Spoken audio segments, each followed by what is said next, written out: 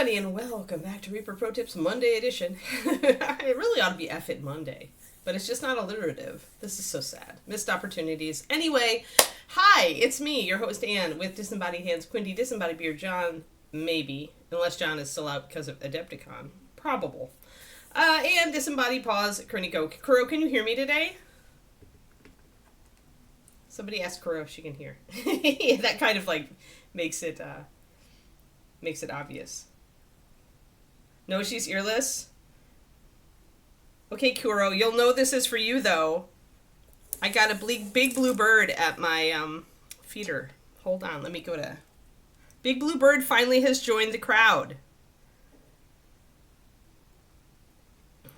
Big blue bird has finally joined my bird feeder. He or she decided that they really like the suet. So, pretty bird, everybody. Pretty bird used to live back there, and now there. A scrub jay. Yeah, I love big blue bird. So pretty. I love the color. Anyway, yes, David. Turgeon, as obviously Turgeon has been trying to spoiler since before I even launched the stream. David has won 2 golden demons. However, I would like to point out he's still behind me. Because he got a silver and a bronze, and I have 2 silvers. Petty. Petty for the win! Right, Quinty? Right? It counts? Pettiness for the win. He didn't even respond. He didn't even dignify my text of that with a response. So anyway, yeah, and apparently there was a shipping snafu, which worked out in their favor, because... many people don't have room to actually carry the trophy home in their luggage, so Games Workshop is going to ship the trophies to them because they couldn't get them. They couldn't get them to the venue apparently. Yeah, he got 2. He got actually those of you. I've got it on my phone. I think. Hold on. I've got the demons on my phone, and you guys need to definitely take a closer look at the Slayer Sword winner because that Griffin is really good. Now. They may not actually stream the award ceremony, which I was very disappointed in, but they had this sucker up minutes after the award ceremony was over. So David got Warhammer unit bronze. That's his Celestians. And that by the way is a small chunk of Notre Dame Cathedral that he printed and then sliced up with the 3D printing software. And then, you guys have to, you do have to take a look at some of these. They're really good. Kaha got something. I love these Wolf Riders. They're painted like foxes. You guys have to look at those. Where's it? Yeah, the Griffin that won Best in Show. I guess I could get in focus. There. Yeah, I couldn't. I searched for, the award ceremony right up to the time they launched it. So this is the Slayer Sword winner, guys. It's beautiful. It's absolutely beautiful.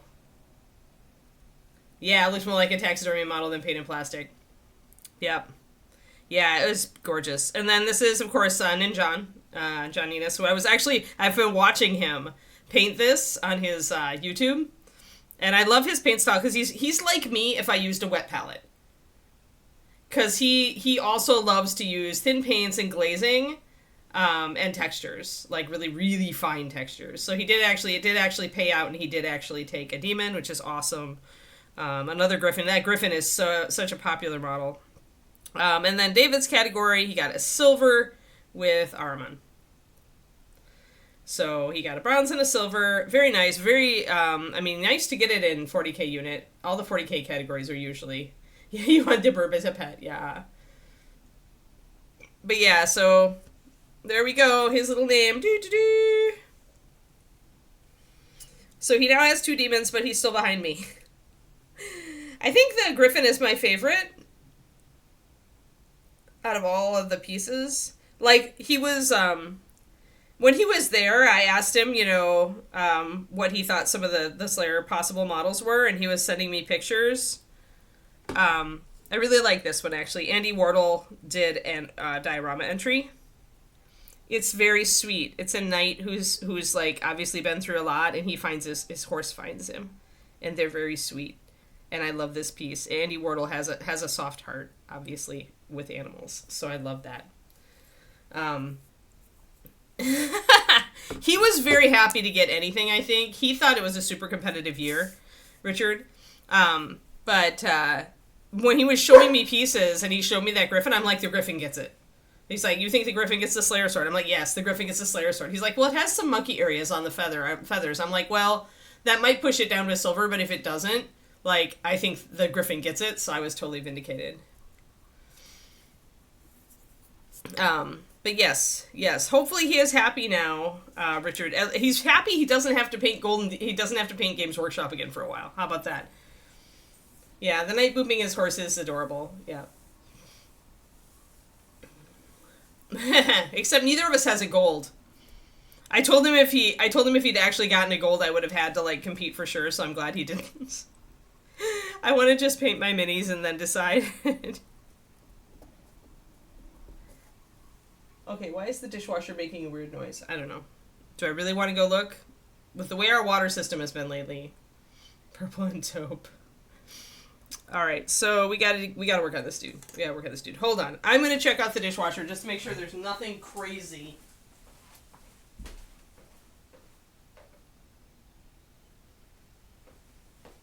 There's no water in evidence. I think it was just draining down the sink and it sounded weird for some reason for me. Oh, but I didn't turn on Kiki's fan, so I'm gonna do that.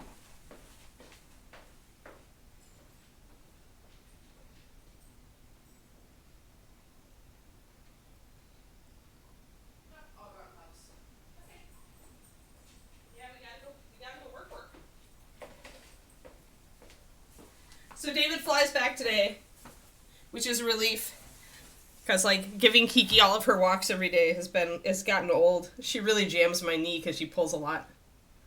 Double cold next year, no excuses. Then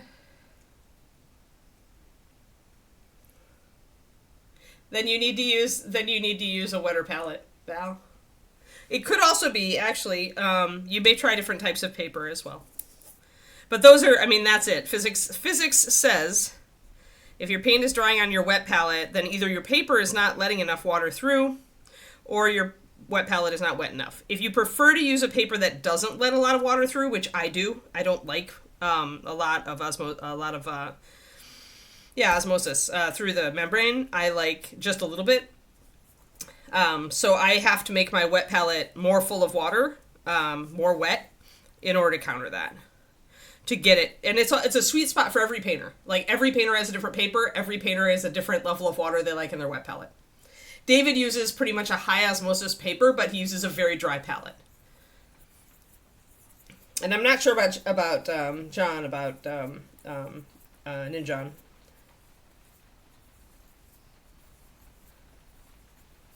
Yeah, if you live in a very dry environment, that's another thing. Yay, rain. If you live in a very dry environment, that will also change things. I need to get this guy's concept art. We have to do a lot of silver on this one.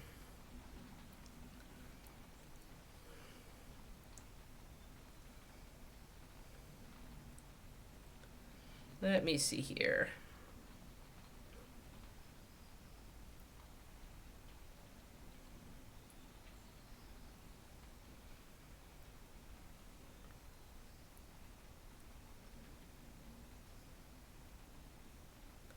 Where is it? There it is. So yeah, there's a ton of silver on this model. So we'll have to deal with that. Not my favorite, for sure. I prefer doing NMM gold. But we will do it. We will do it. He's using, Reynolds is using a purple for shading on this, a purple gray. So we can try to get something like that. Or, I mean, honestly, if you have Drowned Nipple Pink, that's really close. I don't think I keep Drowned Nipple in here, though. What I can do is add white to Styx Purple, though. Which is already a grayed out purple. Ah, cold palette. Yeah, I've heard about the cold palette.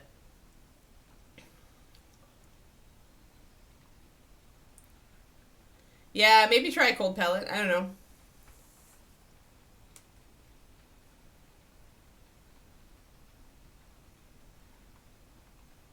Yeah, I've been using the exemplar paper also, and I like it. Yeah.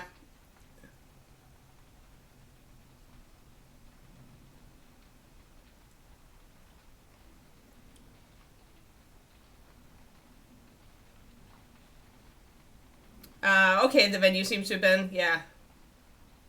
I wanted to hate it, but it's been great. That's great. Yeah, I mean, it's much bigger. There's restaurants actually within walking distance, which you couldn't get at the old place. Yeah, it's raining. Sorry. Oh, you got to meet David and John, too. Oh, good. Great. Did you tell David that you're on my stream? And a beta reader? Because David's going to beta read for me now. The cold palette doesn't work well in dry areas, only human one. Yeah, the theory behind the cold palette is that it attracts condensation. So, if you're in a really arid area, it's not a fix. Right. Exactly what Valandar said. Alright, so let us start blocking in some silver, and I also need to look at the gray. The gray also has purple shadows. It's a warmer gray, though. I think maybe stone gray. That's a little bit too warm, but I feel like cloudy's too cold. Yeah, cloudy might work. I'm gonna do cloudy with just a drop of stone in it. He got a silver demon and a bronze demon, Laura. And then he got a finalist pin for another one. The Skaven got a finalist, and the Demon Prince didn't get anything because apparently Fantasy Large was hugely competitive this year. Even Kaha didn't score a demon in that category. Although she did get one in a different category. Pretty much Kaha is carrying the torch for women in mini painting, or women in Golden Demons right now, and some other women need to, like, you know, step up to the plate here. But it is highly competitive, so it's like you have to be world class at this point. And with with Europeans coming, as well as, you know, a lot of the Europeans come over, Ben Comets entered and didn't get a demon. When you have Ben Comets entering your competition and he doesn't get anything, and Andy Wardle only getting one this year. Who else?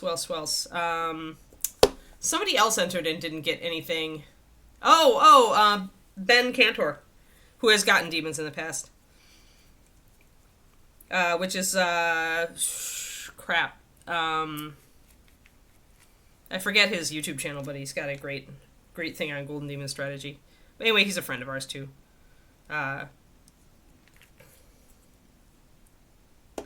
But yeah, he got two. I just showed all. You should go look at all the entries, Laura's. They're up. Golden Demon 2025 Adepticon should get you there. But let me see. Where's David's? But you should go look at the Slayer Sword winner because it's absolutely beautiful. I'm actually not a huge fan of a lot of the winners this year. But the Griffin is great. So David won with his Armin, which was his strongest. I said it was his strongest entry, and I was borne out. He got silver for it. And then the Celestines the Celestine entry was the other one that he got. 1 second.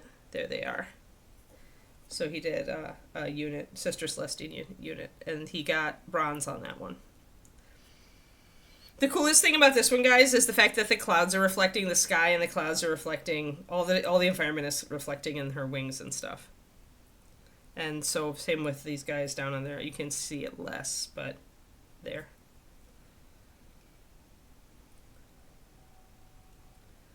But yeah, it's a very cool piece. Not as strong as Armin, but it's hard to make a unit that is as strong as a single. This is part of, like, the tactics and strategy. Oh, right, we were going more dark with our silver these days, weren't we? Yes, I like that.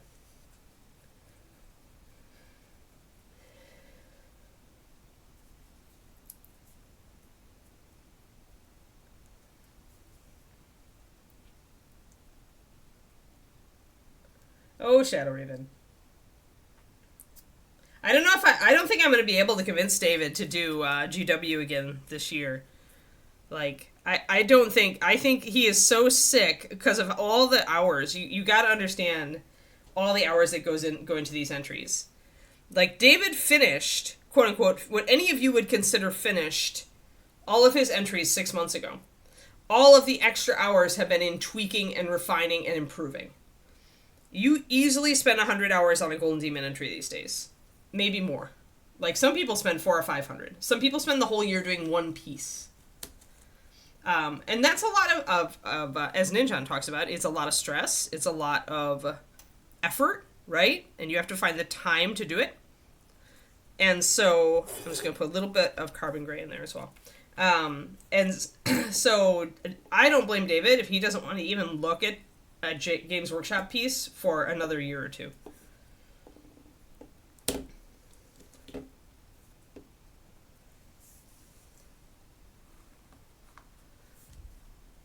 Okay. You said you were on your stream and got tongue-tied. Oh, okay. You shouldn't get tongue-tied. You could talk about the books. Yeah, weekend was too short. David got 2 demons at Adepticon, silver and bronze, Roger. Oh, he had 4 entries, and 3 out of 4 got finalist pins. Yeah, quirky, yep. Yeah, two work days and 5 off. I think that sounds great.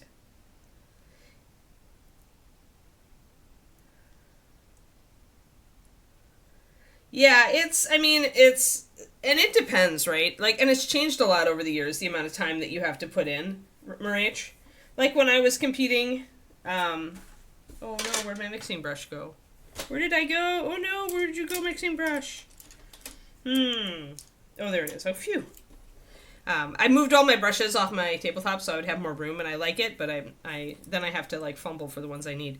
When I was competing, 40 to 50 hours was okay for a Golden Demon entry. These days, I would say it is more like 80 to 100. And it depends on how much basing you do, because, like, if you do a really nice base for it, that's going to take, 10, 20 hours all on its own. And the thing to remember, too, is, like, the thing to understand when you say, hey, holy moly, I'd never do that, is that it's not like it's agony. Like, it was a little agony for David, because he doesn't like painting to the GW style. He doesn't like painting to technical perfection. I do. So for me, and for other people like me, it's something we enjoy. Always remember that, like, sure, it's a lot of work, but it doesn't feel like work if you enjoy it. Golden Demon painting is supposed to be fun. Hey!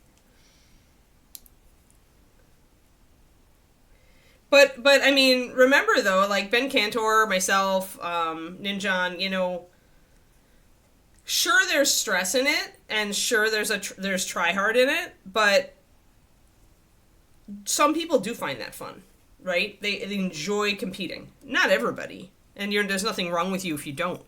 But I just did some Sticks Purple Guys in that drop of paint from here to get a darker shadow, a little bit of a shadow color. We'll see if I can pull off the purple glazing Wayne Reynolds does.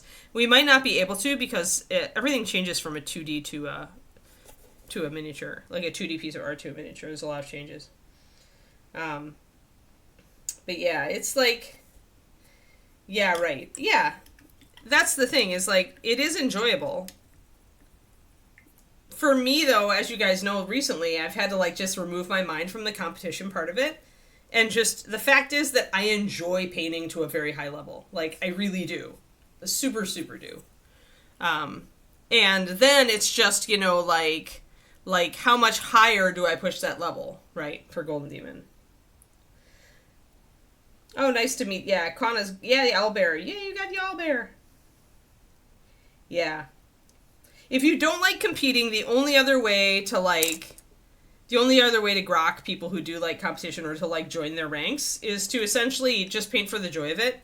And if you enjoy doing your best, this is the thing, right? If you enjoy doing your best, which I do, then it's not about the competition, it's the Master Series mindset, right? The MSP Open mindset, where you're just trying to do your best, and wherever you score is wherever you score, you don't really care, or you're just happy if you improve, or you just like put it in there. I mean, like Glenn Phillips, who he's a good painter. He's an IPMS Grandmaster. He's the guy who's he's got the white beard. He's always sitting at the table with the local club, the Lone Star Figure Painting Club. Glenn hates competing. He had given up on competition after IPMS. He got burned out. He had given up on competing. He said he hated competition.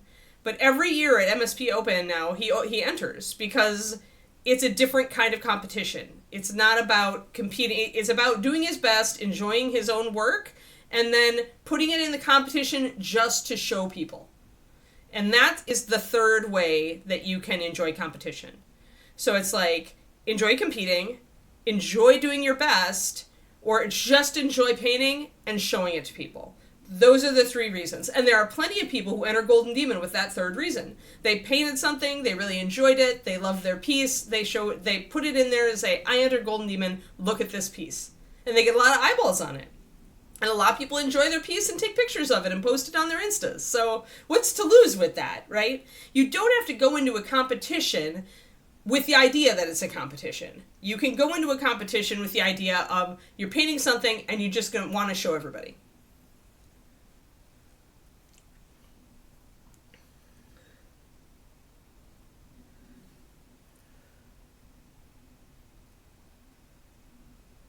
Yeah, exactly. Right.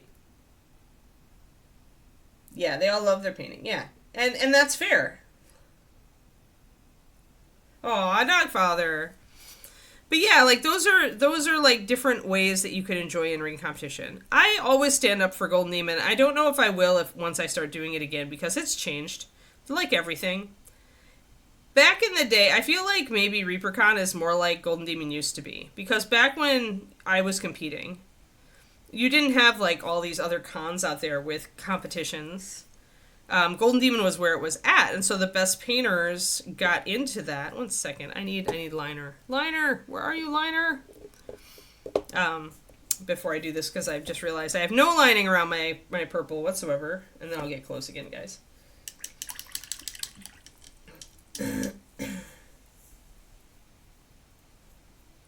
Yep, have fun, Shadow Raven. Yeah, like, exactly. You don't have to. And there's nothing that says you have to. If you don't want to enter Golden Demon, don't do it. But back in the day, that was kind of the community event. Like, if you were a good painter, you went to GD and you met other good painters, and that was how you met, like, other good painters, right? And people who, like, also liked what you liked to do. And you got to hang around in person, and you all went out to dinner afterwards. You know, that's not really a thing anymore. I don't know that he ever made it to Fort Wapple. Turgeon? Well, remember, though, Turgeon, like, as far as the talent and evidence, you're going to a very high-end... Like, people who are painters who are going to Adepticon are going to be good, right? Like most of them. Not the people who are going to Fort Wapple, like, they know about it because they know about it from the mini-painting community.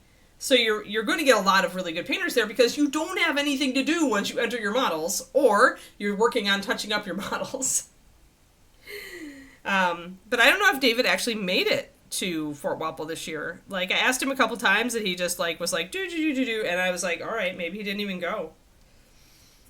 Because he got, like, you know, he hooked up with, like, Matt DiPietro and went to an art museum with him, and there was a dinner with people, and I don't know that David ever actually sat down to paint. He walked so much this weekend that he got blisters.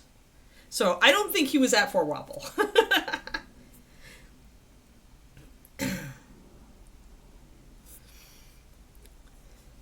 Sometimes motivation is just all about just starting again.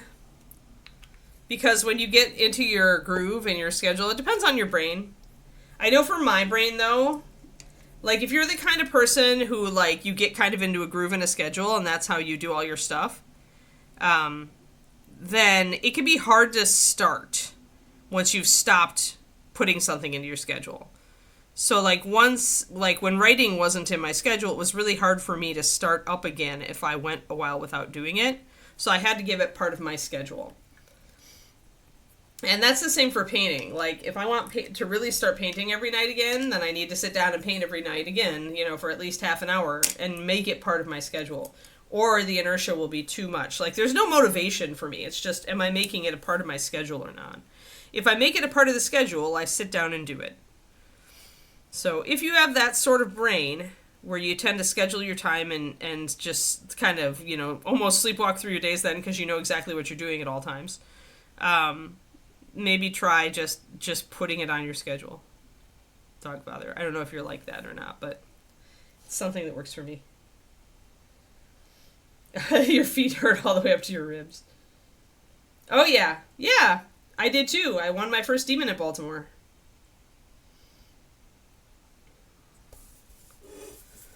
All right, so now we've got, these are our, we're just going to work with these silver colors. I'm going to put down some white too, so I can do some wet blends. David stole some of my white. He just snitches a bottle of white off my desk. It's, I mean, sure, I have 3, but...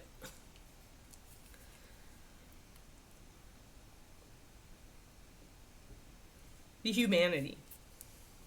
But yeah, that's the problem with a big convention center, right? You walk a lot. Alrighty, I'm gonna go a little bit more there.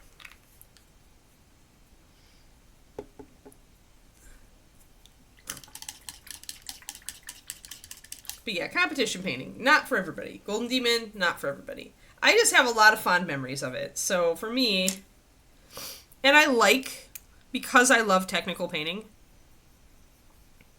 I like the style of it. David doesn't. It's not his shtick. And it really, he acted like it was physical pain to sit and refine his models like that. Where I would have been like, happy place, do. So, yeah, I don't know about the whole husband and wife Golden Demon winning team. The husband part of that might take a year or 2 off. He might not want to go back. I don't know. He actually was talking about doing Resin Beast next time. Because he picked up, he likes what Creature Caster is doing now, their newer stuff, and he actually picked up some of it. Which is rare, because, I mean, last time, he hasn't liked Creature Caster that much in the past. Alright, so we've got 4 colors. We've got our gray purple, which is just 6 purple with a bit of our gray mixed into it. We've got our darker gray to start with on our silver. We've got our liner to correct mistakes and to outline everything. And we've got our white, which we can mix with our silver to make gradients. But yeah, I enjoyed the camaraderie of GD in the old days. I don't think it's like that anymore. You know, but I still have fond memories of it. Like you do.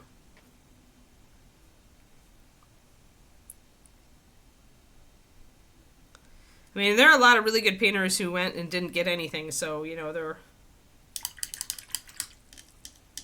they do seem to really like, descriptive basing. I will say that about how it's changed.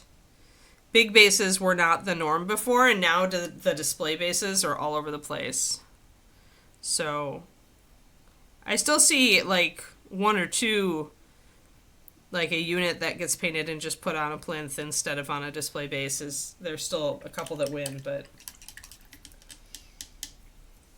it seems they're very much favoring the descriptive, the scene, setting the scene. All right, let's try this purple. Since we started, I think do we use Orchid? We might have. I may have to go to the other room and get my Orchid. I don't think we didn't use Necromancer here, did we? No, we did use Orchid. All right, so if I want to do the purple again, I'm going to have to go get it from the other room. But because we used Orchid purple, we might be able to get away with some purple shadows. We'll see. And I'll just be doing little mixes here to bring it in. And it probably will be pretty subtle. So I need your guys' help on something totally different from Golden Demon. I sat down yesterday to think about my dragon videos, my dragon masterclass, if you will. And I realized, and it's sad that Kuro is not like able to like talk today or here today, because I could use their advice. But so I don't even know where to start with this. So I wanted to ask you guys, like, I guess I should just start like originally I wanted to use a bunch of different dragon models. Because, you know, there's all sorts of different colors of dragons, and there's all sorts of different scale patterns, different sizes of eyes, different types of horns and spikes. Like, there's all this stuff, right? And, but, like, it's just too much. Like, I realized I just didn't know where to start. So, hey, Casual Painter, thanks. Yeah, it's Pathfinder. It's the new sculpt of Seltyiel for 2nd edition Pathfinder, done by Derek Schubert. Thanks. But yeah, so I assume that if you guys were going to take a Dragon Masterclass, like if you were going to like start investing in videos, I assume the first video should really be prep, right? Prepping, probably not just 3D print, but like resin. Like, what do you guys think? Where do I start with this? Where do I start with the Dragon class? So I'm mixing some brown liner into the purple as well to get it a little darker, and then I'll probably glaze my purple a little bit more over the top. I'm adding a little bit more water to my purple.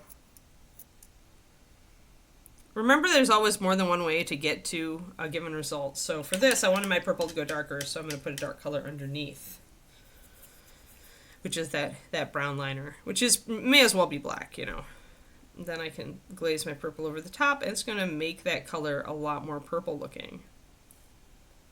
Now it'll look like a dark purple. And I need more, remember I need a lot more contrast than the concept art has, okay? So the concept art, very, very low contrast. This is not a very dark shadow here. But I need a lot more to have that same result on a tiny model.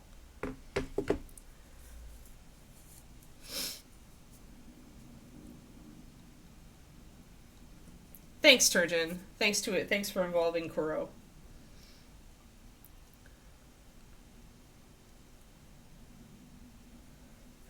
And I mean, what's more useful? Like doing, should I do one dragon start to finish, or should I do what I was originally going to do and pull from a bunch of different dragon models and show different aspects of how to do things with different colors, different styles, etc. Yeah, I mean, like, prepping, a lot of people look at a dragon and they're just like, oh my god, it's so big, what do I even do? So, like, you're gonna have to putty, right, to stick parts together. Almost always.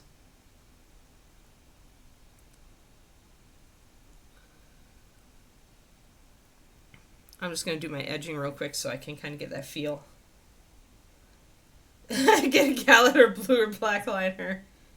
But yeah, I mean, because you also need to talk about, you know, not only when you're talking about green stuff with prepping, you can also like talk about sub-assemblies and putting the dragon together in kind of like sections. Obviously, some of this would be later on, right, after you've painted it. But for a start, sometimes you do need to put parts together and you need to hide joins, or you need to take off, you know, print nubbins, or you need to, you know, whatever. What should be left off? Sub-assembly. Okay. Methods of putting them together without gluing. Okay. I can make notes. Hold on, I need to make notes. So, sub-assemblies.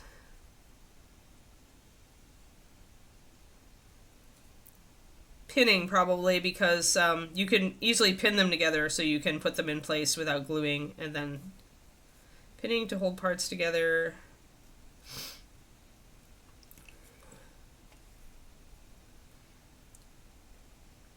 What to attach. I probably don't need to like cover prep then, you think, because like it's just like any other model, just bigger. Maybe I should just do something like that. Do a short video on prep is just like anything else. It's just like any model, only bigger.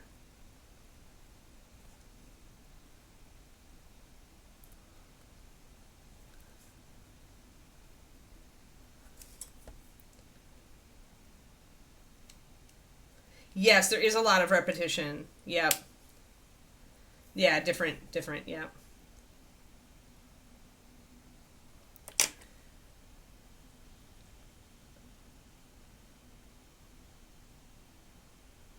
Yeah, different dragons, okay. Oh, yeah, floofy brush for cleaning. Thanks, Kuro. Somebody thank Kuro for that. Floofy brush to dust clean.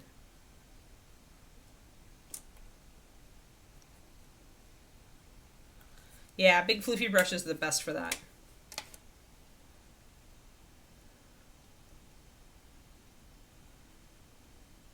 Yeah, a lot of repetition. That's what I was thinking, is there's a lot of repetition in one dragon.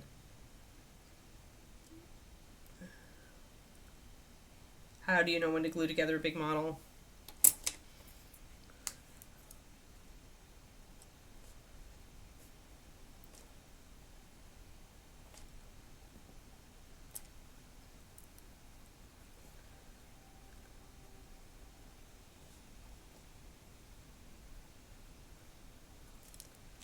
Okay, okay. You're helping, yes.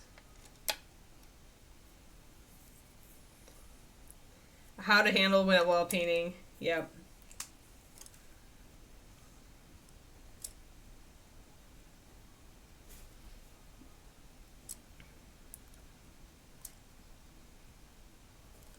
There's a couple of ideas on that.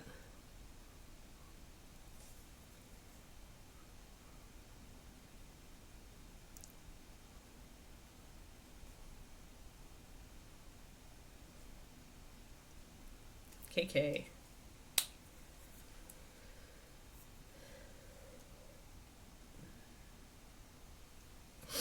I mean, the rub off is easy. You just paint over it. Like, I have rub off on. I think I've got rub off somewhere on Noli. You just, if you're using a high adhesion paint, though, like MSP, you get very little rub off. Like, I'm trying to see. Like, I've got a little bit of shiny spots here, so there's a tiny bit. Look at that rub off. But, so I'm just going to paint over that again. Like, it's super fast. Usually there's very little. With MSP, there's very little rub off. Or if there is, then again we can talk about strategies for that. Ah, the dragon doldrums, the never-ending dragon. I'll call that the never-ending dragon.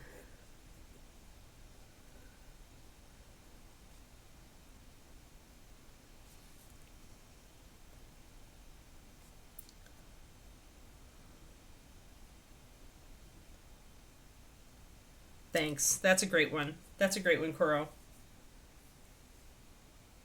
Yeah, exactly, Nara. That was my thought as well. Like, different... Definitely, I've got a ton of different dragons. And it's not like I can't just prime over them after I do the lesson, right? If I want to actually paint the dragon and do it a different way. Gonna do my little brown liner shading up here as well, underneath his chin. And again, we'll bring some purple in to that. There. Better make it red. Actually, my main charismatic dragon that I'm going to probably do just for the cover piece, you know. I'm definitely doing like a red dragon's head. So, yes, everybody likes red. I'm gonna sketch in a highlight here, right where it comes up to that metal plate. Yeah, for sure. I've got even some smaller kind of draconic type beasts, not to mention Dragonborn. The stuff that you do on the head of a dragon is applicable to Dragonborn as well.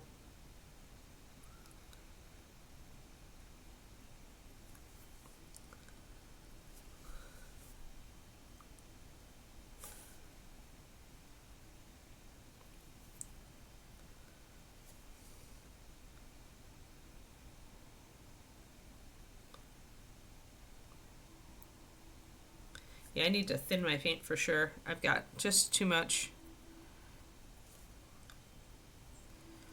Not thin enough to do this stuff.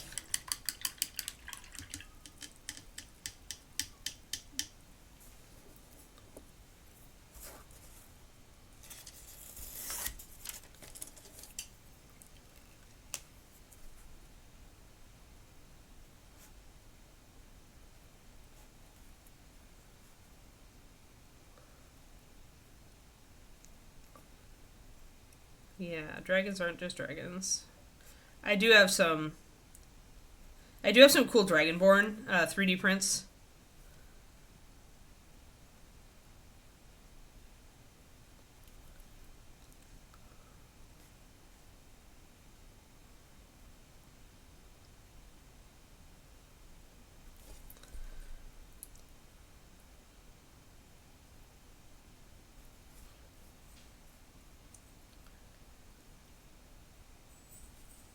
Yeah, we'll totally cover mouths.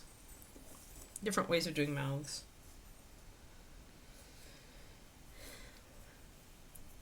And obviously, like, different types of scales.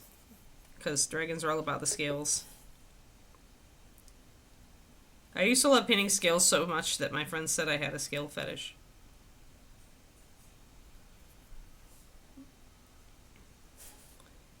And now I've thinned this paint too much, of course, because I needed to base coat more. Oh, sorry, I keep going outside of it. So that's pretty nice.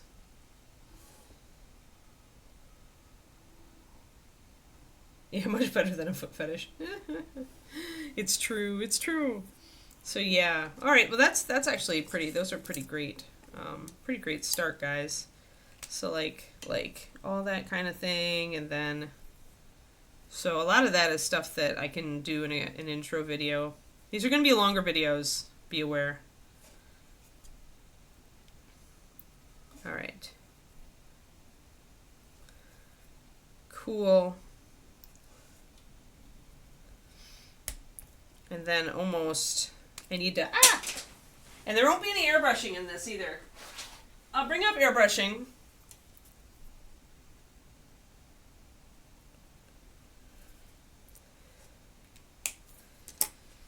But my base coating is mostly going to be with big brushes.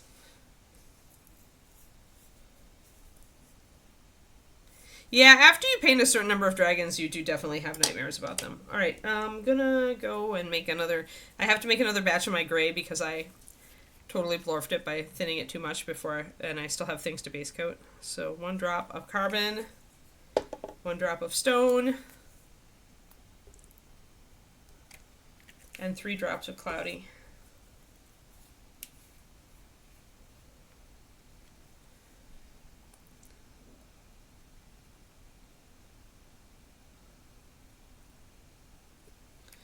Yeah, I mean, metallic dragons are their own thing, right? Like, that's part of why I want to do a bunch of different dragons, a bunch of different colors.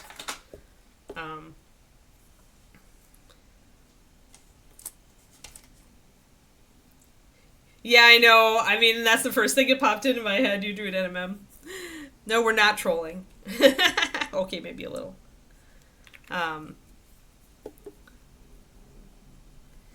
But I mean, you do it just like you do anything that's metal. This is where, when you start doing large things in metal, this is where you have to transform as a painter. This is where you find out your weaknesses with metallics. Like, in reality, metallics need to be shaded and highlighted, just like any other paint. And if you do that with enough dramatic flair, it's not just one blob of metallic anymore.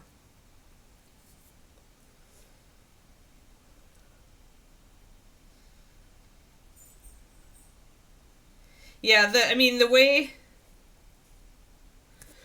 that you do it is you have to really make the shadows and highlights dramatic, Laura.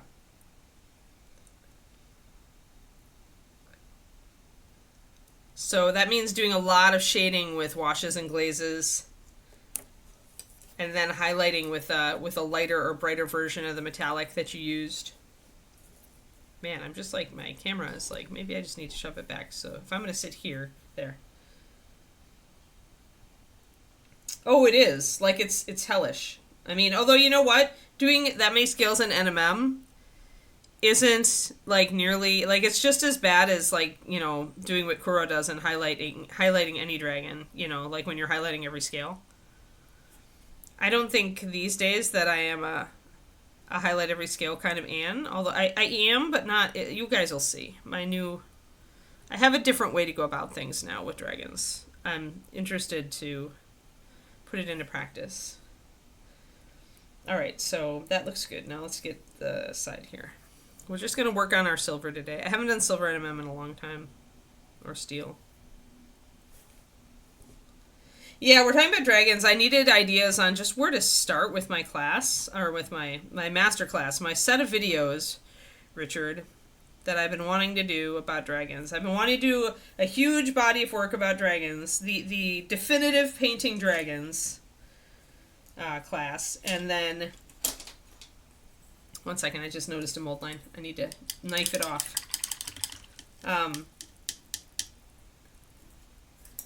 And then essentially, like, have that... I've decided to do it as a $10 tier on the Patreon, but also, like, to have it for sale for anybody who wants to come over and buy it. So I'll have each of the videos for sale. And people outside the Patreon can just cherry pick. Sorry, I need to knife off the shoulder pad a little bit before I finish it. There.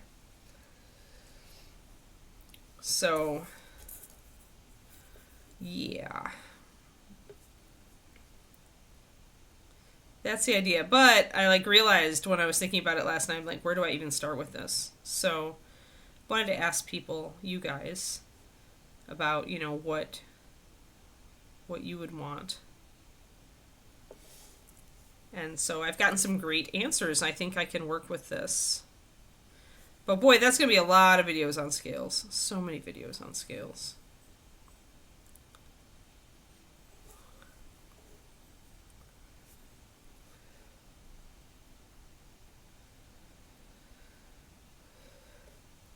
Yeah, and I mean, that's a good point, right? You don't have to paint the whole dragon all at once. That's probably something I need to talk to some people about, too. Take a break. I'm going to totally do that. Thanks for that.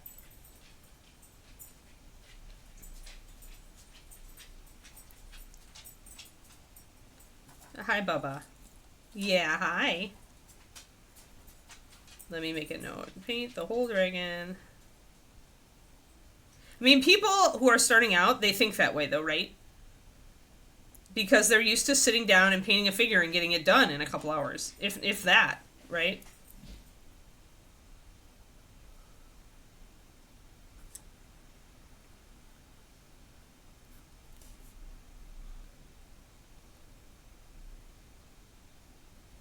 Now, the danger of taking breaks for too long, though, is that you can get out of the flow of it, right? So it's a balance.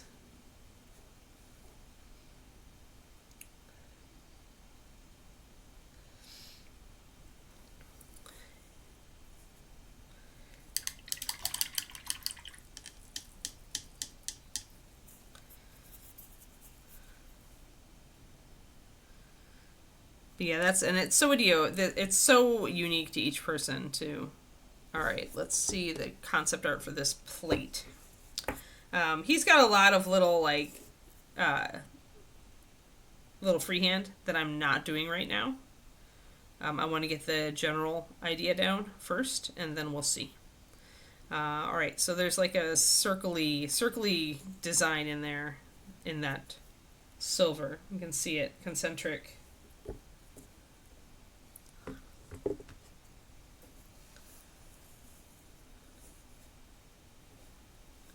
Right, yeah, we all have so many other things to paint, right? All right, I'm going to...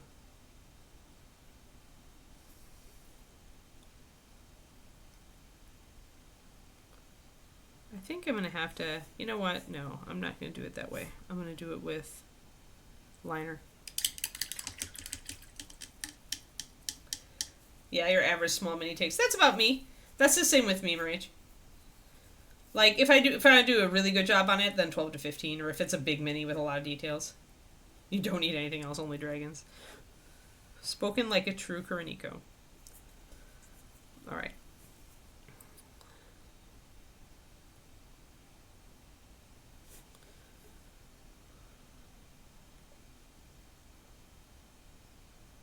But yeah, I mean, the biggest thing about the dragons is the slog, right? It's the body.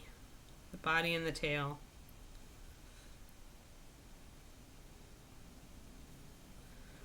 Alright, I'm going to do a little bit of a circle between these dots. But I probably want to have room to do everything that Wayne Reynolds does.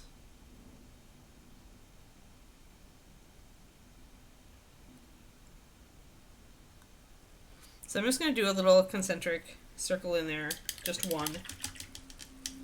If your DM will let you play a dragon. The wings, yeah. Well, the wings are the most, yes, they're the most hellish part. You know my feelings on wings, Julie. They're my least favorite part of anything that has wings. So I tend to paint them first. Alright, so we want to do our edging.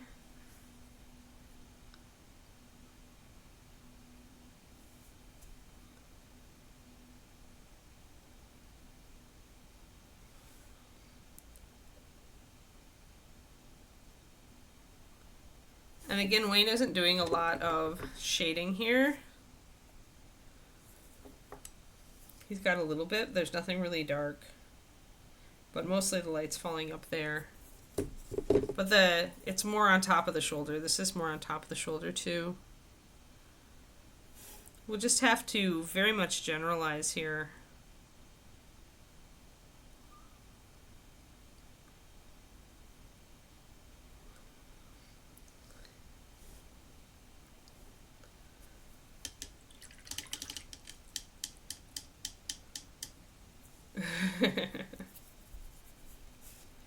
But yeah, definitely I'll be focusing on all sorts of different areas of the dragons. So we'll definitely have video on, there's probably several videos on wings. I'll probably start with like the most basic way I can think of to do it.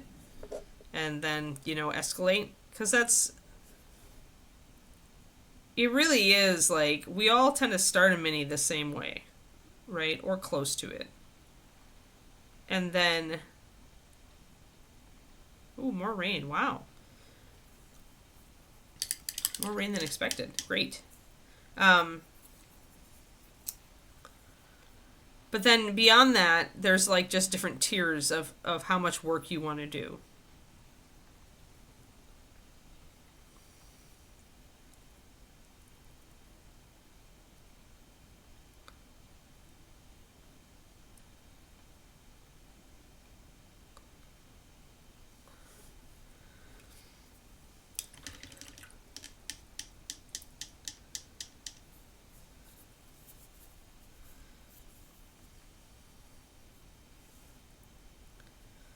So I'm trying to get some shadows in here. I'm going to thin down my brown liner a little bit more. So I'm going to be able to do some fine stuff.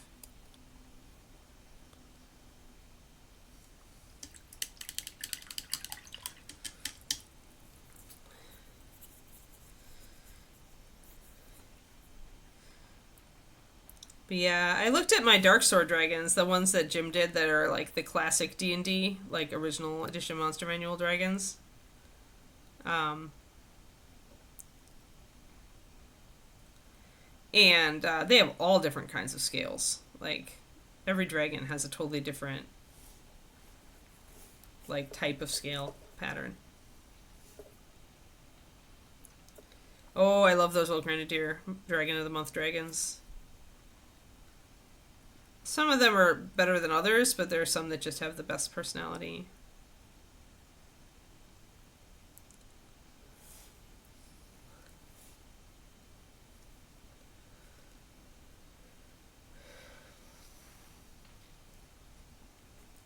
So I'm just trying to like get kind of like an idea here. Like, this is hard to do highlights and shadows on this with that little emblem in the middle. But I'm mostly going to go highlight toward the top of the shoulder.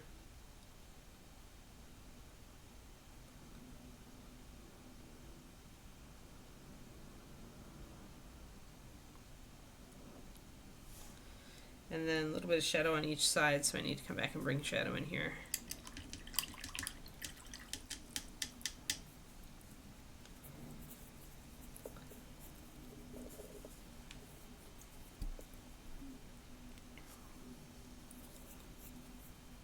I'm going to talk a lot about different ways to break up dragon scale patterns too. And you'll learn more about what I mean by that as we get into these videos.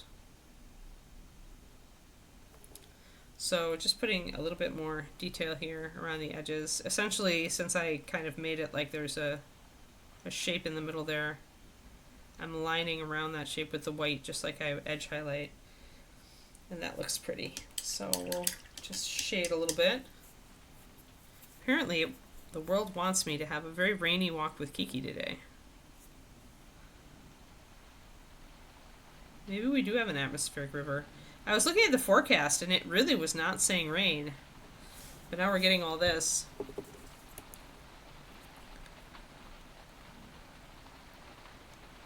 Yeah, now we have rain. Stopping in 49 minutes, huh? Alright. Kiki's walk might be a little later. And then looks like we've got rain tonight too. Nice. Couple of rainy days. Just to end the year before we get the drought. End of the spring. Yeah. Grenadier can. I remember those Grenadier catalogs. Ron has a bunch of those, I think, still.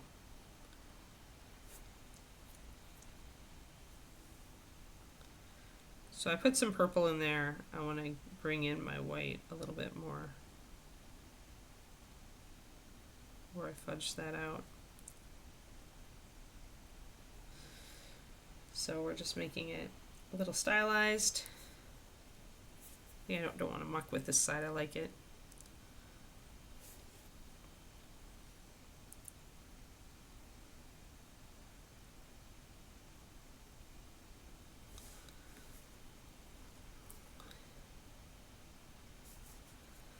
And then I think I want to add a little bit of my purple more toward the top where it's going to be in a little bit in shadow from his hair.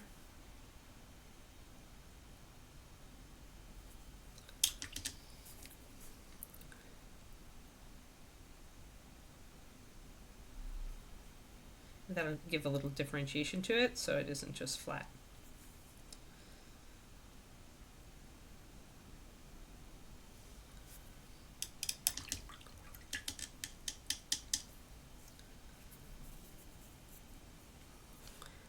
I love dragons, and yet I think I got burned out on them at Reaper when I was painting Martha Ringgold and Viridius and Cinder and, oh gosh, who else did I do? Stormwing, though those were very fast. They had to be very fast. I don't remember which other ones I did.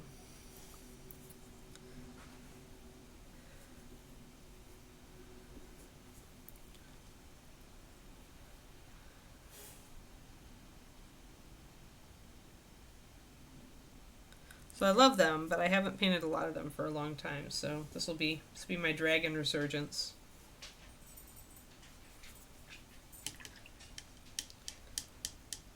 Yeah, sorry. The rain is definitely coming through my mic. We have a rainy day. Couple of rainy days, I think.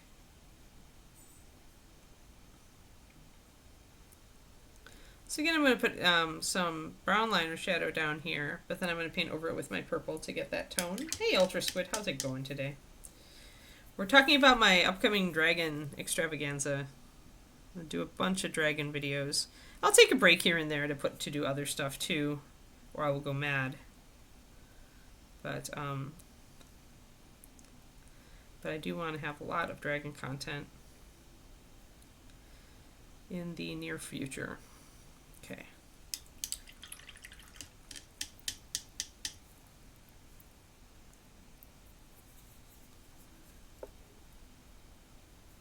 I stole it.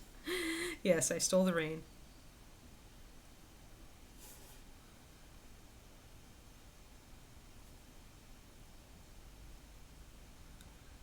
Totally just reached across the Atlantic Ocean and yoinked it.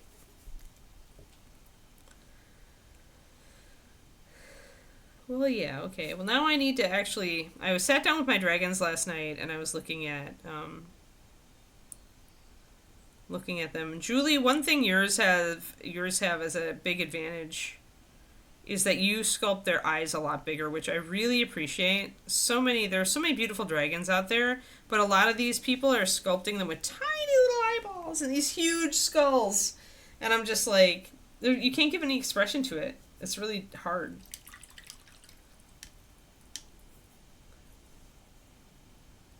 Oh, Artist Oil's on your doorstep. Nice. I really want my Chimera acrylic inks to show up. Did any of you back that Kickstarter, the Velvets? And have any of you gotten your stuff? Because they've been shipping for a while now, but they're like shipping at like a snail's pace. I guess I'm just gonna have to pull a Kuroniko and just wait forever.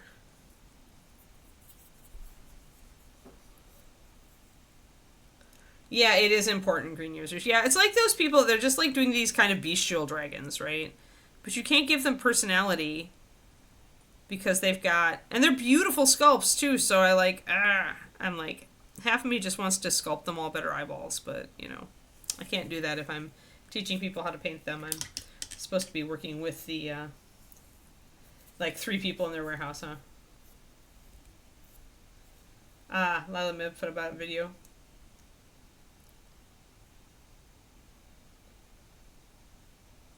Was that the Velvet? Okay, Velvet's review. Because I want them for glazing. I'm going to be pretty happy with them. Now I'm going to look that up. Hold on.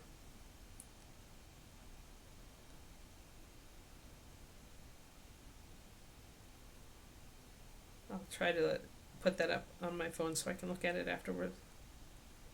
Oh, wow. Okay. She really likes them. Great.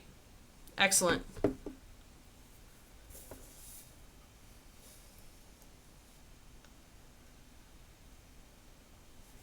Oh, it's fine, Derek. We've mostly been talking about other stuff. We've mostly been talking about the dragon stuff I want to do for the Patreon, and we talked about Golden Demon. David won 2.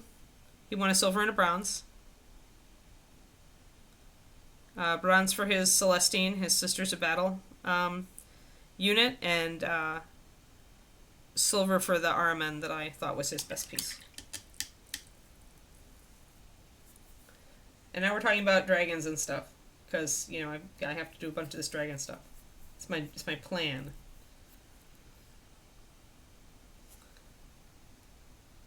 Yeah.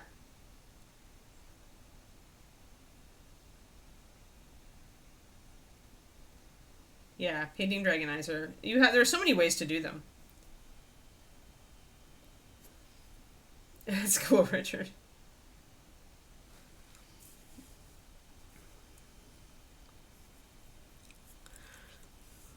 All right. But yeah, mostly we've been talking about a lot of that while I sit here and struggle bus with the silver NMM, because I'm just not. It's not my favorite NMM, but that's the concept art, so I'm more or less following it. And we are trying to do subtle purple shadows on the silver like Wayne Reynolds did.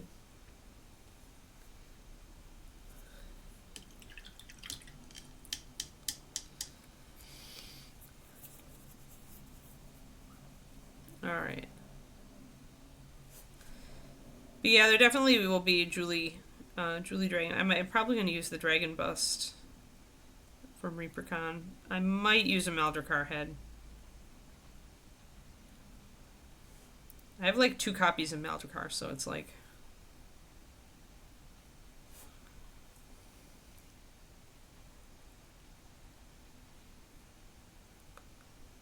So I'm going to do a lot of the edging here, but we'll bring up that highlight.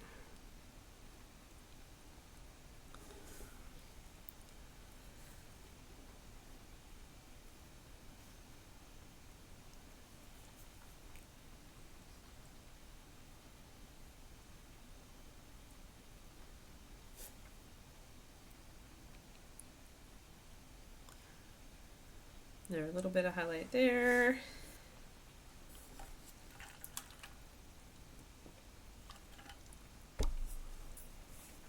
So looking at my front, I need to have more of a fade in with my gray.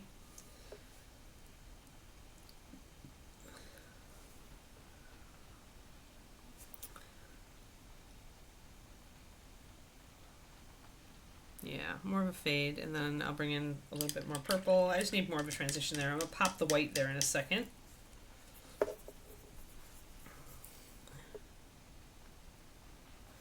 But yeah, the thing with silver NMM, especially on these little areas, is you need to have the contrast. So, I've got my shadow now, so I need my highlight pop.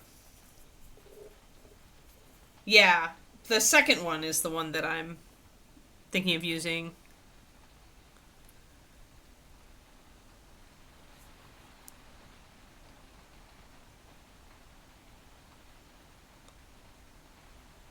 Oh, there's the rain again.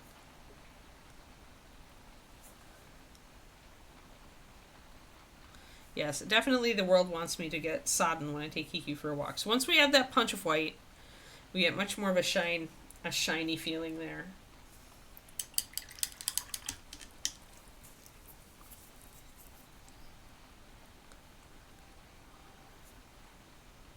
Yes, I'm going to have to put the raincoat on to walk Kiki for sure. There we go. Alright. Sweet. Yeah, the mean guy. Yep. Yeah. So as we can see, it's going to take us a while to get all of this silver. So much silver on this guy. So much silver. Yeah, I'll watch Lila's video about the velvets, but it's just gonna make me want mine more, and now I'm just grumpified. That's all. I'm just grumpified. I didn't even order any models with that. I ordered the velvets, and I ordered David. Ordered a couple, I think 1 or 2 sets of it for David for him to try, because he normally uses acrylic inks, but he uses De La Rowney, and I wasn't as impressed with De La Rowney at all because their cyan has white in it. Come on, if you're doing an acrylic ink, like, why did you put white in your cyan blue? Like, it just made me lose all respect for them. So I don't use their acrylic inks. And, but that's why when Chimera said they'd come out, like, I really like Chimera's paints, for glazing and everything, because they're so punchy, and I was like, acrylic inks is the perfect thing for Chimera to do. It's really in their wheelhouse, and so I'm excited. Yeah, I saw the I need to do a lot of cleanup on that resin. He may be a prep thing for me. I may use him in a prep video. Because there are a lot of older resin dragons out there too, Julie, that have a lot of cleanup that you need to do, like if you get your hands on them. So doing a video on that would not be too bad.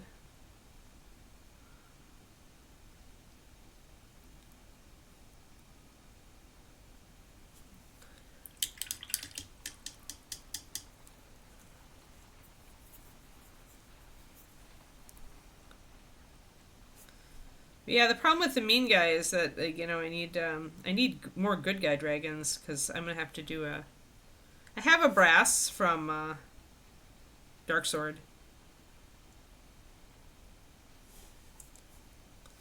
I suppose I could paint him as a mean old silver dragon who's got arthritis and is grumpy with everyone.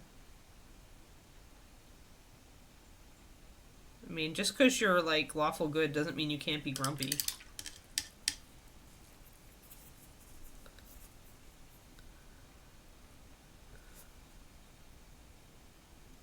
So let's get some of this gray in here and on the other shoulder pads so we can do a little bit more.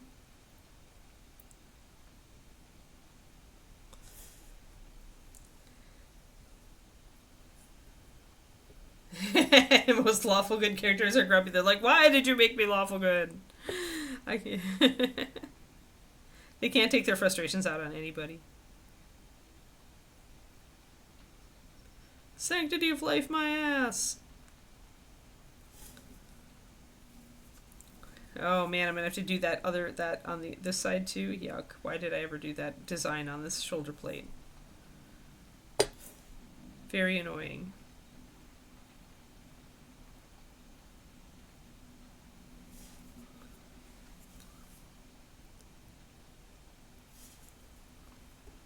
But yeah, I don't know that I want to do designs on these shoulder edges. I think I like them just being themselves instead of putting the freehand in there. And I'll do the runes. I'll do freehand down on those areas. But I think the shoulder pads, there's just so much busy up here, I think, guys, is the thing.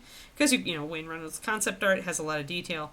But that means that the more busyness I put up here, the more, yeah, it could attract attention up to the face here, but I'm putting a little bit of freehand on, like, this area. I think I'd rather just have this be a little cleaner, a little less busy. When there's so much detail on the model already.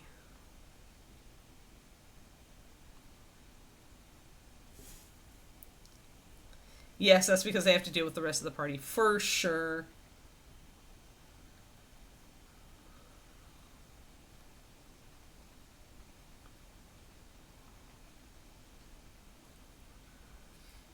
I just feel like silver dragons are kind of cheaty these days because there's so many good alcohol based, or not alcohol based, aluminum based metallics that actually have good coverage, so you can get a nice bright start, and then it's like all glazing, like it's just gravy.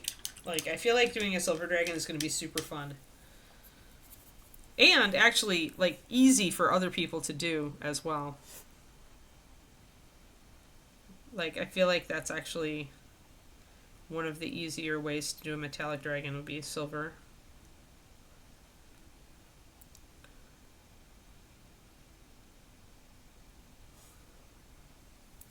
Just using my liner to pick up some of these little details and keep them in view.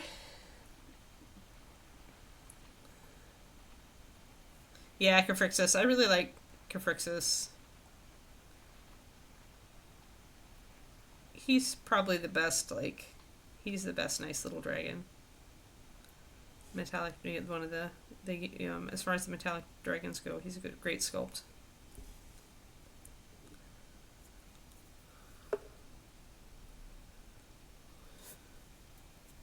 I don't like Andy's brass for Dark Sword quite as much. Caphryxis is copper, right?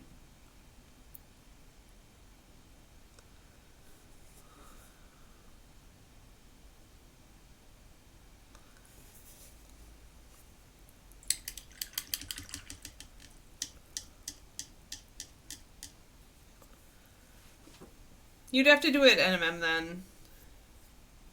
And, you know, it's... I guess you could do it, Marich? I don't know how much of a pain it would be. It's actually not hard to do the kind of cloud shape kind of thing going on. Just looking at what we got here, guys. Yeah, okay, a lot of gray down there. Got it. I think I am going to put down this gray down here, though.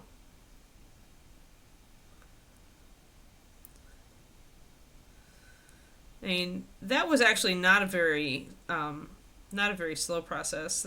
Doing cloud shapes when you're wet blending is actually pretty simple.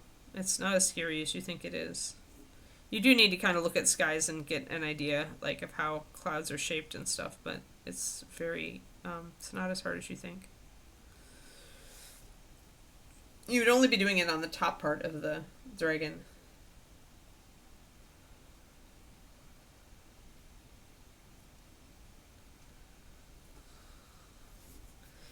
Yeah, I don't think I want to do a whole silver dragon, though, in NMM. We'll see.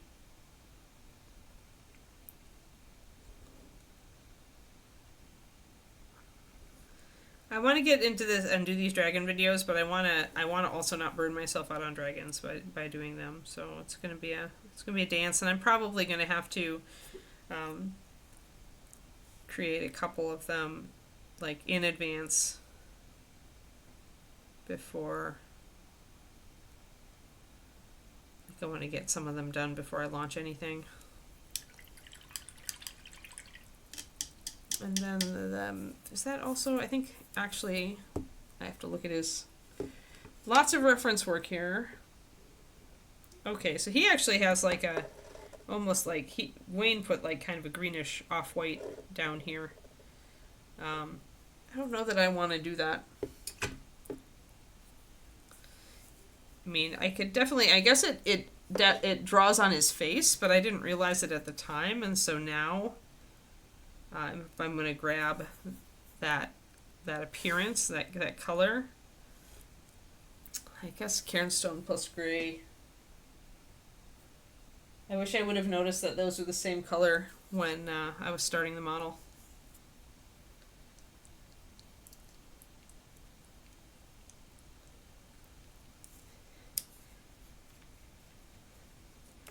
That actually would be impossible, Turgeon, unless you had a dragon with very large scales. Otherwise, it just wouldn't carry. You're thinking that each scale is its own reflection, but instead what tends to happen if you look at, like, scale mail, like, you get more of a group, like, effect than you think. So unless the scales are big enough to show, like, to clearly show a silhouette, you can't do it.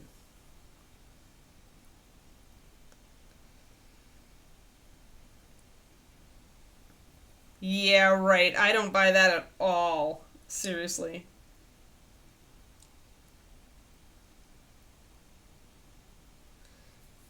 Yeah, exactly. That's what I'm talking about. It's the same thing, Valandar, right? On NMM Mail, you don't hit every single scale. It's more a group. As a group, the scales reflect what they're facing. Bye, Crowley.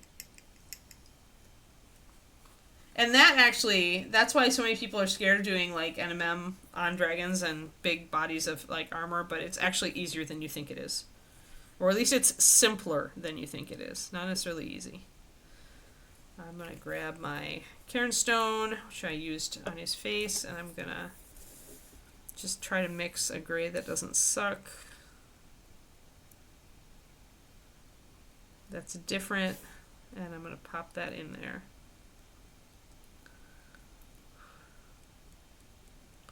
Just to block that in. We'll make it a white. We'll make it an off-white.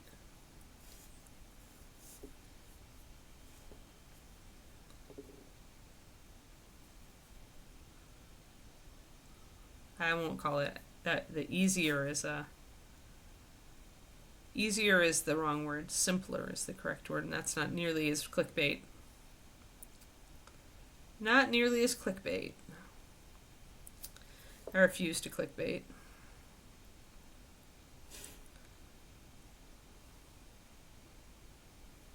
Alright, I just wanted to block that in. Half the reason I mixed up this gray was to do the cloth there. I need to do his sleeves too. Not as soul crushing as you think, yes. Right.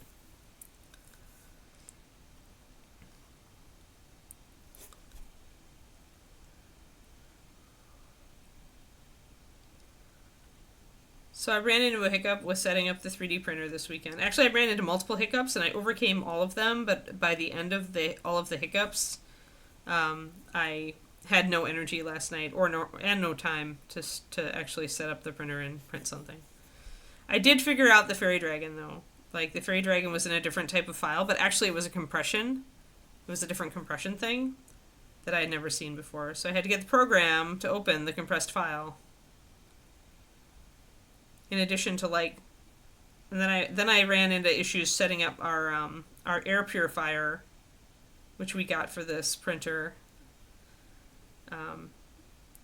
because they actually didn't give me the nuts and bolts I needed. Like there was no hardware packet, so I just ordered one off of Amazon, and it did come yesterday, so I fixed that. So I've had all these little like hiccups and then my computer wouldn't run Lychee, so then I had to see if I could run it on this computer, this streaming computer, and I, it's crazy. It's just like crazy, guys. Like all of the things that conspired to keep me from actually printing something this weekend is kind of nuts.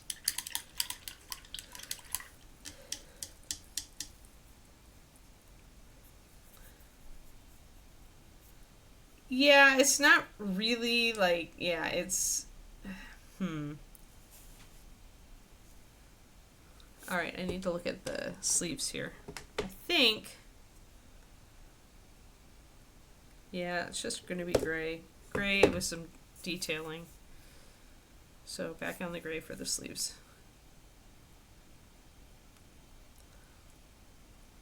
I mean, always remember that mini painting is art. So you are going to be sure in real life, maybe that mosaic of overlapping slightly shifted viewpoints would be what happened if you had a bunch of shiny scales. But also remember that you're dealing with something that's not going to be chrome. Like when you look at an NMM dragon, like sure you're going to get shiny, but it's an organic, creature, even if it's a magical one. You're not getting the T2000 or T1000 or whatever from Terminator 2. You're not getting chrome. And so because you're working with a burnished surface, you're just not gonna Like, you don't need to deal with that. Like, and you shouldn't. I'm going to quote the fantasy fiction, motto to you, Durjan. Just because you can do a thing doesn't mean you should.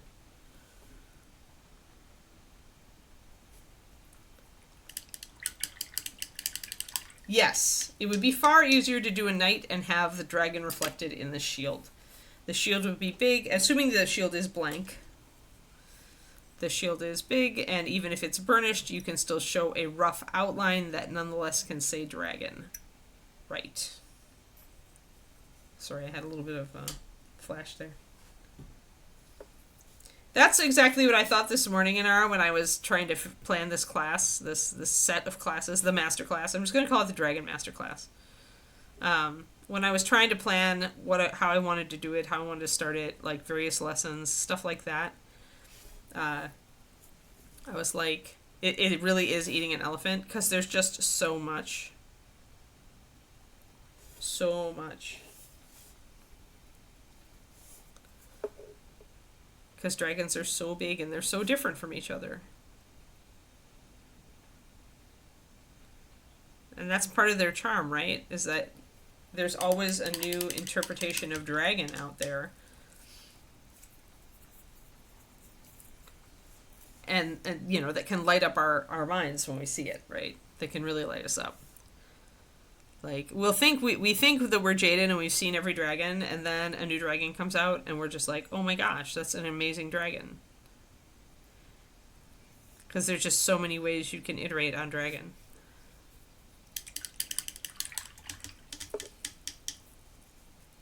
Dragons reflected the shield may be closer than they appear. That's the title. That's the title of that piece.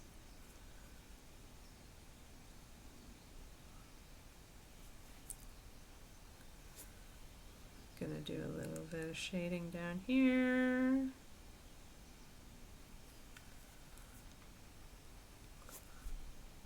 That's funny.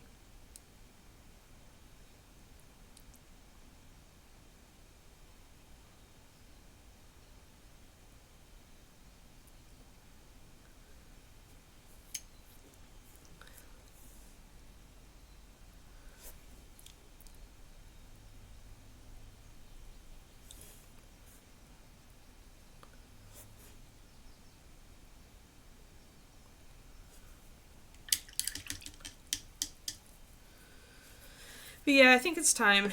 It's time for Anne to take up painting dragons again.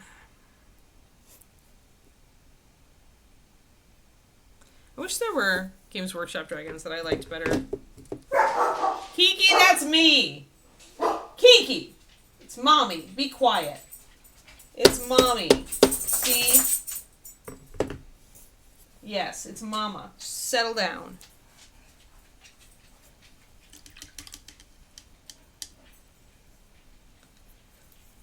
Oh, I managed to get that one, and I was running a bunch of things, promos. Like yesterday was Fussy Librarian, and I think E-Reader News today. Yeah, I ended up getting probably about not as many as I have in the past. There's always diminishing returns on those, Marich. You know, like the first time you run it is the best time, which I didn't know the first time I ran it, but I got probably 60 sales. But, you know, the thing is that now, because of KU, I really can't judge, like, I can't judge, like, how well a promo is done. Because it's going to take people time to read, right? So the page reads. And that's frustrating to me. But once again, I'm giving KU a chance. Give KU a chance. So, trying not to get frustrated with the fact that I can't see my results as easily as I could when I didn't have Kindle Unlimited. But I got more Kindle Unlimited reads this month than I got last month, so we'll see if it continues to pick up.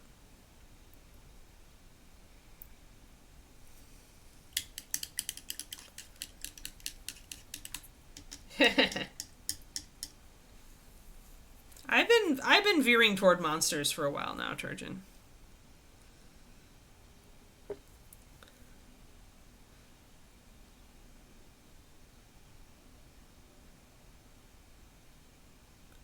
Kind of sad I didn't get the Reaper Anniversary Dragon.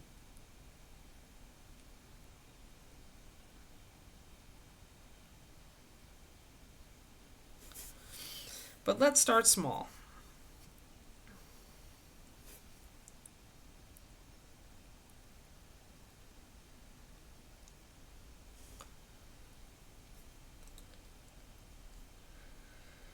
Yeah, it does. I think rankings I think are overrated these days. I don't know. I don't know that anybody like really looks at them. Amazon definitely shows your book to more people, right, if your rating is higher. But again, I kind of like I'm even a little dubious about that because I feel like you have to be quite high in the rankings before Amazon starts really promoting your book. So, but yeah, my ranking, what was the highest that East of the Sun went? I only look at it was at 32,000 in the Kindle store the other day, but I didn't check. Oh, we must be, yeah, we got pretty high. Yeah. So like 1 month, there I am. I got really up there. Looks like I got to about 23,000 in the Kindle store. 21,000 in the Kindle store. So yeah, that was nice. It's a nice boost.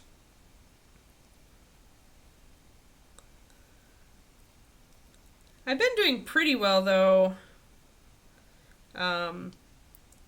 Here's my total.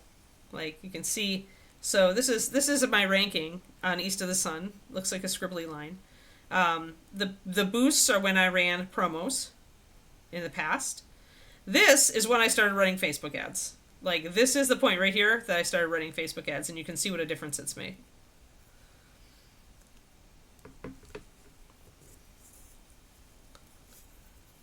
Yeah, I don't think readers care. Yeah.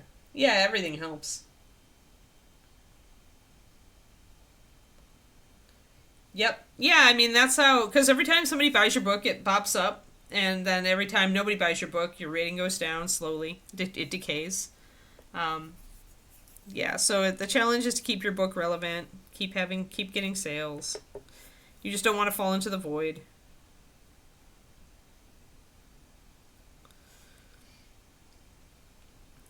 But yeah, so, and there were definitely times like when between books coming out, where you have a low spot in your rankings. Although, like I said, since Facebook ads, not really. As long as I run Facebook ads, it stays high. Hello, Wasser.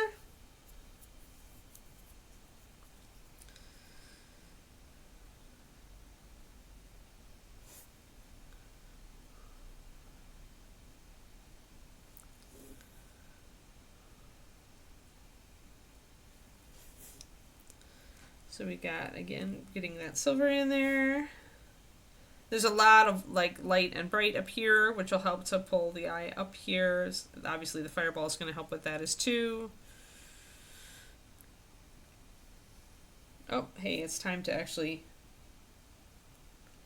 putting together Crondus. Neat. Yes, more dragons painted, more sales, more dragons in Bone 7. Yes, exactly. That's hypothetically how it should work, right?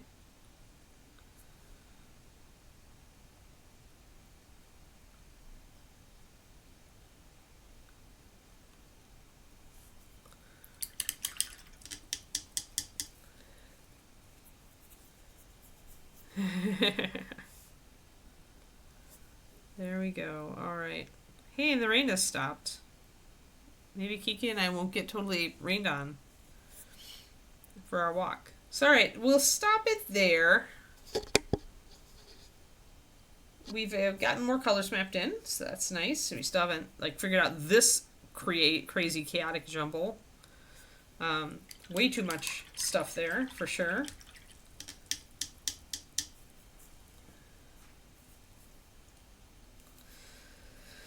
moving right along, I am going to make a swatch of my gray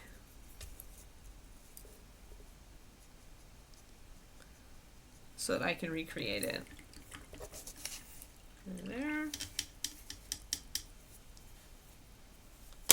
And that's going to be 1 carbon, 1 stone gray, 3 cloudy. There we go. So I've got that notated, and then I'm going to make a note that that's NMM gray base.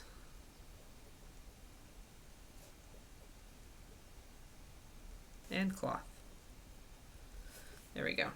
All right. So that's where we got today, everybody. It's coming along. Yeah, it makes Batman's utility devout look tame. Rhonda will not be on. Oh, all right. No Rhonda. All right, folks, thank you so much for tuning in. Thank you for helping me with all those suggestions about how to start the Dragon Masterclass. I appreciate it. It really helped. It really, really helped. So yeah, good. Sorry, I gotta stick the sword onto the blue stuff so it doesn't get lost. Thank you very much, and we will resume tomorrow with Oracle Dude, Bird Guy. Now that we finally have his stony base actually on the bird, we may, I don't know what we'll do tomorrow. We might paint some gold. We might paint more on his backpack. I don't think I'll be in a sculpting mood, so I don't think we're going to work on the staff topper yet, having just finished all this on the base. But yeah, so we're working on bird. Working on the bird. That's tomorrow. Hope you all have a lovely, lovely Monday, or at least a better Monday than you could have. Oh, the dentist. Oh. All right, folks. There we go. Thank you all, and I'll see you tomorrow. All right? Have a great one, and bye-bye.